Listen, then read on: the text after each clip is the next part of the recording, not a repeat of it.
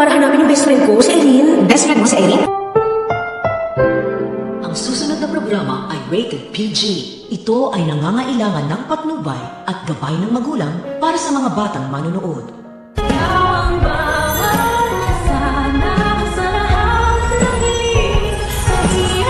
Baka meron po tayong pasyente. Nagpapaano siya malapit sa clinic. Nasa ER siya ngayon. Oh my gosh!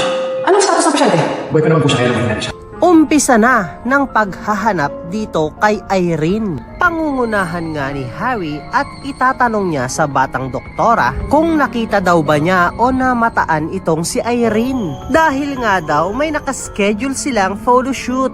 Sasagutin naman siya ni Annalyn na bakit daw hindi niya itanong sa tatay niyang si Carlos kung nasaan si Irene. Oo nga naman Harry, hindi nga naman kasi tanungan yan si Annalyn ng mga nawawalang pokpokita. Haha, char! Pero hindi lang si Harry ang maghahanap kay Irene. Maliban kay Robert at kay Michael, hahanapin na rin si Irene ng nag-aalala niyang kaibigan na si Joyce. Mapagbibintangan pa nga ni Lynette na kasabwat ito ni Irene sa panloloob daw sa kanilang bahay. Depensa naman ng malusog na si Joyce kay Tisay ay hindi daw siya magnanakaw. Hinahanap niya lang daw ang kanyang matalik na kaibigan na si Irene. Dahil nga nawawala ito at hindi pa ito umuwi sa kanila. Hay nako, wag nyo nang hanapin si Irene dahil nahanap na sila at naunahan na kayo ng mga basurero at mga ngalakal. At sa halip na sa pampublikong ospital sana nila dalhin, ay dinala nila sa pangmayaman at mamahalin at private hospital na East Ridge. O diba?